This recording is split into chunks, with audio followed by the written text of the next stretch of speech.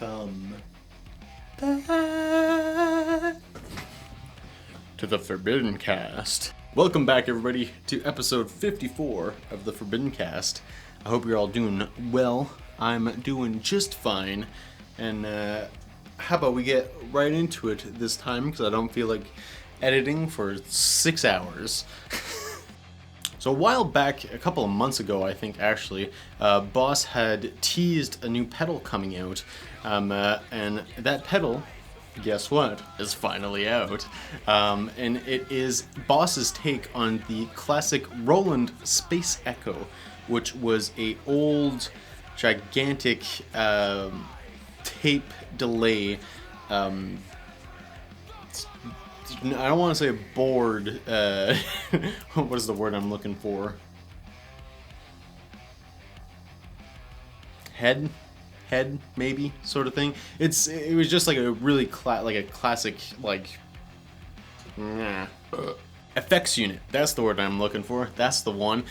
But yeah, so back in the day, I think in the 70s, like late 70s, mid 70s, maybe to early 80s, Roland released the Space Echo effects unit, and it was a pretty big deal. It was really cool. It had like reverb built in. It had a lush, I think not organic, that's not what the analog, that's the word I'm looking for. Same thing, people use it in the same context anyways. But it was this really cool thing that you can use to have a delay effect, and there's tons of artists that use them, most notably the one that I know the most of who used it, both I believe in the studio and in a live context, was Mr. Randy Rhoads. He had that in his signal chain at some point, and that was his delay sound. Really cool sounding delay. You can listen to it on tons of his songs. Well, Ozzy Osbourne songs. I don't know if he used it in the Quiet Riot years, but he certainly used it in the Ozzy Osbourne years, and yeah, it's really cool, and it's a really cool piece of gear. But now, instead of having to buy the entire big-ass effects unit, which probably goes for a stupid amount of money, I'll try to find a listing of how much it probably costs, because I don't even think they make them new anymore. I think they're all just old, used heads, which probably still sound awesome. But yeah, now Boss has two, not just one, but two brand new pedals that you can buy. It does essentially emulate that exact same sound of that thing. I only looked into it a little bit, but let's go on to either the Boss, we'll find somewhere that has it, and let's read about it a little bit, shall we? Okay, so I'm on Long and McQuaid right now. Yeah, so here are the two pedals. So there's the Boss RE2 Space Echo pedal, which is like your classic, well, I'm going to put pictures up so you can obviously see, but it's like the classic Boss pedal. And then there's the Boss RE202 Deluxe Space Echo pedal, which is more of a bigger, like has 3 stomp buttons on it and looks a little more like the original kind of effects unit, actually, which is kind of cool. Both really pricey, both quite a hefty a bit of cash that you'd be paying for these things. The just traditional Boss pedal is $339.99 Canadian before taxes, and then the deluxe one is $539.99 Canadian before taxes. So a little bit up there, but these things are probably super awesome. I'm really kind of on the fence about getting one. Probably not brand new. Maybe in a little bit. Maybe after I, save up a bit of money, because, there are bigger things that I'm saving up for that I'd rather purchase before this, but who knows, maybe I can, as a birthday gift or anniversary gift, I'll get my girlfriend to help pay for it. Maybe that will be the gift. I'll get her something fancy, like a nice necklace or something like that, and she can give me this. Personally, I'm kind of more interested in the Boss pedal. not the deluxe one, but the original one. So maybe we'll read the description of this thing that Long McQuaid has on here. So I mean, I'm gonna put up pictures obviously so you can check that out. So just taking a look at it first, it's really cool. I love the aesthetic of it, just the straight up black with the white lettering. It's cool too, looking at it. Each of the knobs all have like the double knobs, and for what I mean by that, if you can see it in the pictures, but this one here has it. Not too many of my pedals have it, but this pedal here has it, where you have one knob that affects like a different frequency. For like, this is an EQ, so it affects the low frequency, and they also have like the high frequency. But like, it looks like on this pedal here, on the new Space Echo pedal, each of them have that same thing. So like on the first knob here, you have the echo for like the smaller one on top, and then you have the big one being the reverb. I think that's really cool, and each of them have like intensity and tone, have different knobs like that. And then you have whatever this one here is, the repeat rate, and then the bottom one, which is wow and flutter, whatever that means. And then you have the big mode knob, which looks like there is 11 different modes on it, which is really cool. Yeah, and by the looks of it, oh, what is this, boss? Adapter only, carryover. I don't know what that means. Okay, that doesn't matter. But by the looks of it, it looks like there's a stereo option, because you have two outputs and input. No, you have two inputs and three input. Oh, there's an expression pedal. Okay, that's what that one is. But yeah, super cool.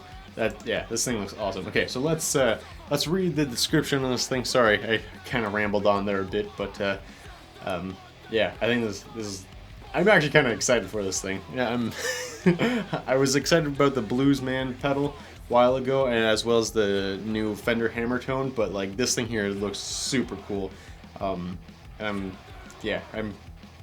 haven't been excited for a delay pedal in a while, but this thing here I'm excited for. This thing here I'm pretty pumped on. But yeah, let's read what Long McQuaid have for a description on this thing. So let's put a cool filter on, make it serious. Focus on my finger.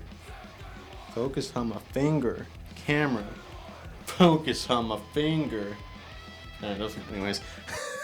The legendary Roland RE-201 Space Echo experienced... Okay, let me reread that, goddammit. Fuck, this sucks. Legendary Roland RE-201. The legendary Roland RE-201 Space Echo experience in a pedalboard friendly Boss compact pedal.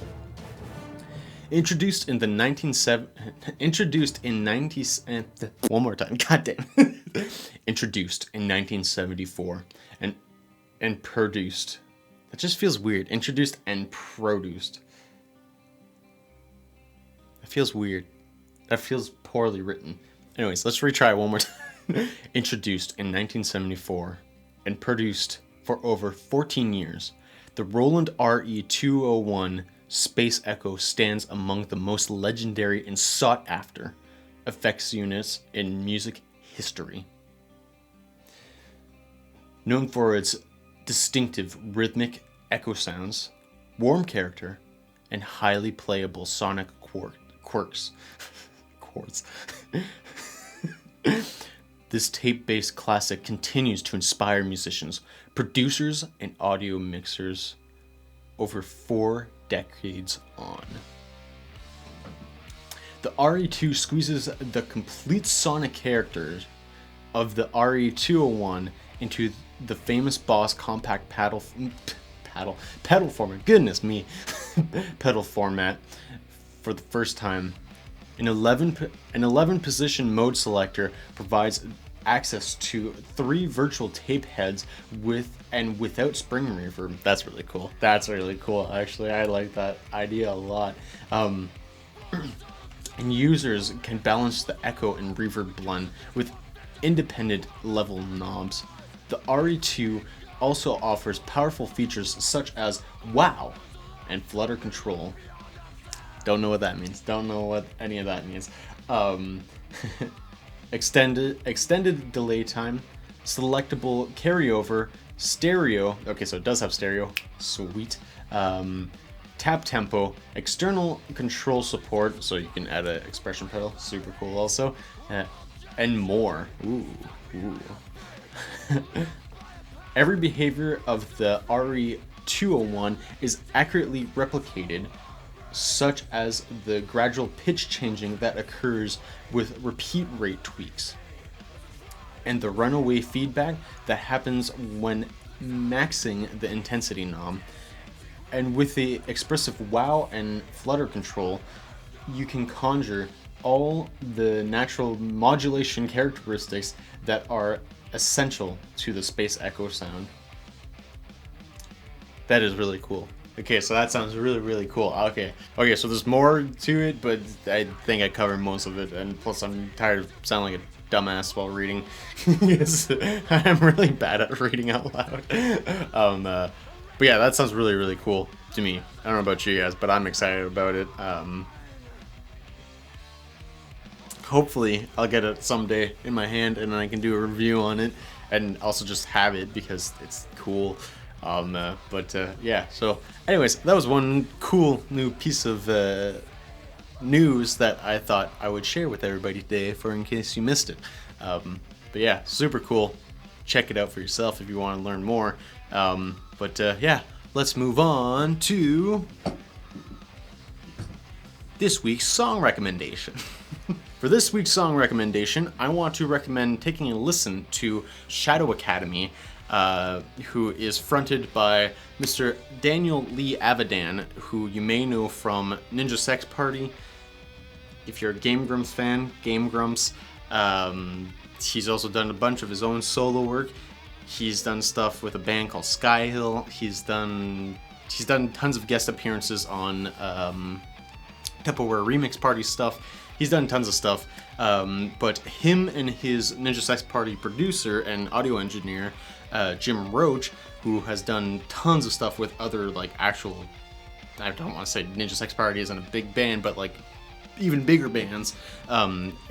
They've teamed up together and had gotten a couple other guys to join in, and they made their own band called Shadow Academy. Super cool band. I want to kind of do a whole ForbiddenCast episode just on them alone. So that's why I'm trying to keep it kind of brief. But yeah, it's so far they've only released 2 singles up to technically today. I think they have a new song out today, actually, on the 25th, right? Yes, they do. But that's not the song that I'm recommending today. I mean, check it out, obviously, because I'm sure it's going to be good. But the song that I'm recommending you taking a listen to is Once and Nevermore, their second single off of their upcoming album, which still hasn't been announced when it's coming out yet, but I know it's coming. But yeah, Once and Nevermore is a really, really beautiful song. Highly recommend taking a listen to it. It's I don't know, it's kind of a cheesy song, but it hits you here. It's a really good song, and Dan's voice sounds really good on it, and the instrumentation on it is really good as well. So that's the song. There's also a music video for it that is really cool and colorful and interesting and has cool contrasts and everything. So yeah, go take a listen to Once and Nevermore by Shadow Academy. But anyways, everybody, thank you so much for watching, as always, and I got nothing else to say, so I will see you all in next week's episode. Yeah, bye!